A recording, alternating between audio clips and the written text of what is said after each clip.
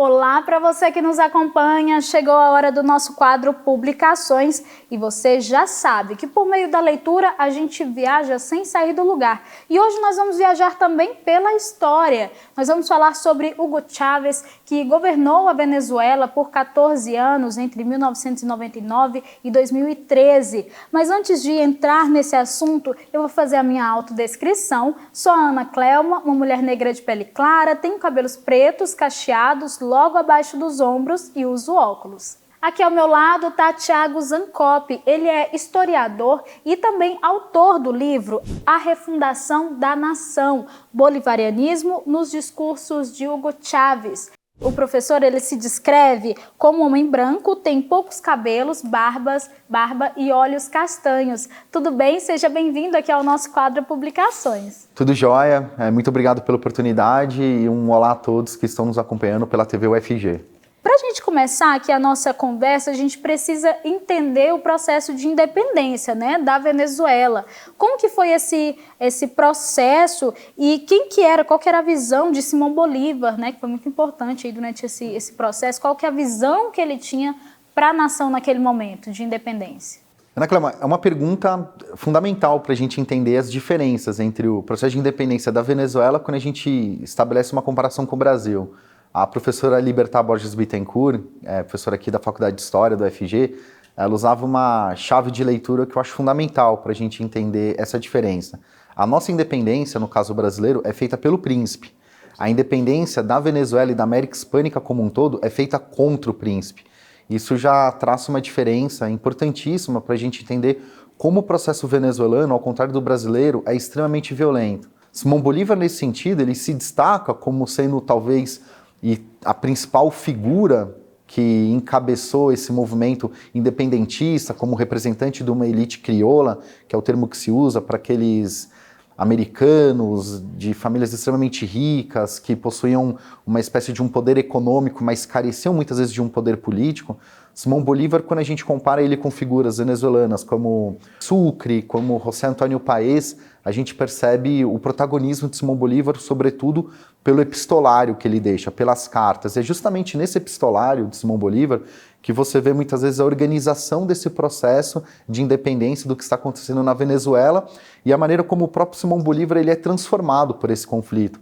Obviamente que Simão Bolívar não chega no primeiro dia de conflito com uma ideia pronta e acabada do que iria acontecer, e ele, ao longo do processo histórico, ele vai mudando as suas ideias, as suas interpretações, a fim de possibilitar que a Venezuela logre o êxito, né, a Capitania Geral da Venezuela logre o êxito, né, numa visão republicana de se ver, então, independente da coroa espanhola. Tiago, Hugo Chávez, ele se inspirou na política do Simão Bolívar, né? E como que ele propunha uma refundação da nação baseado em que interpretação que ele fazia e baseado também nas ideias de Simão Bolívar?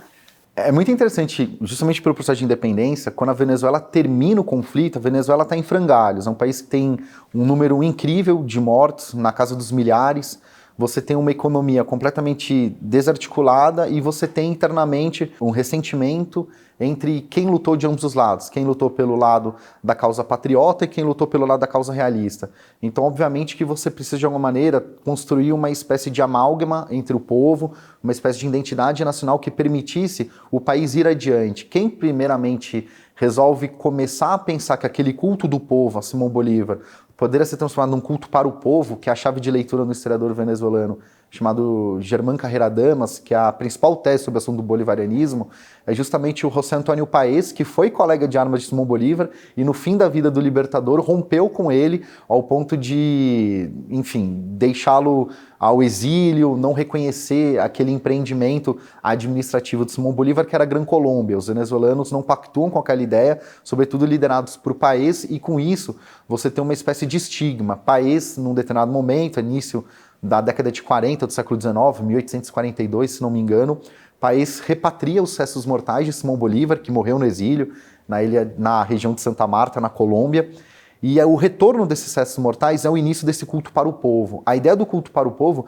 era justamente de pensar que a identidade nacional venezuelana dependia desse culto a Bolívar.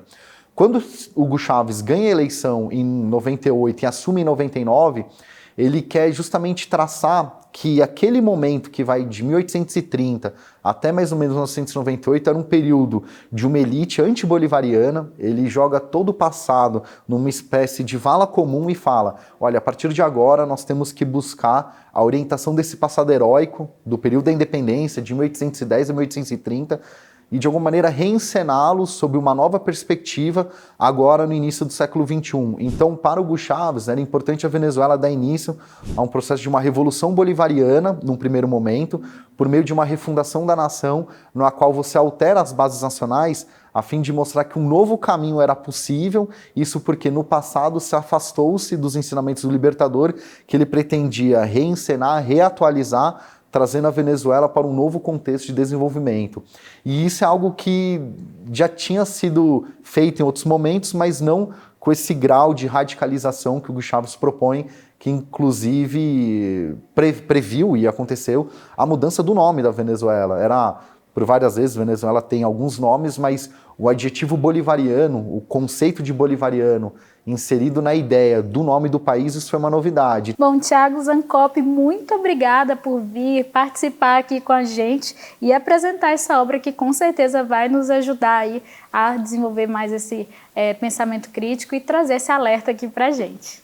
Eu agradeço ao UFG como um todo, eu agradeço a TV UFG sobretudo, sou filho da UFG, fiz minha graduação, mestrado, especialização e parte do doutorado aqui.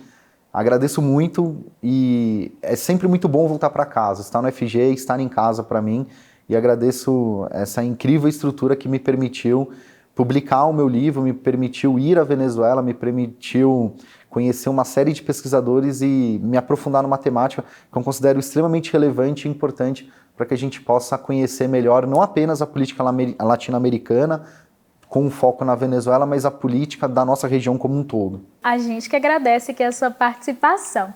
E olha só, essa aqui e outras publicações estão disponíveis lá no site editora.fg.br. Acesse e boa leitura!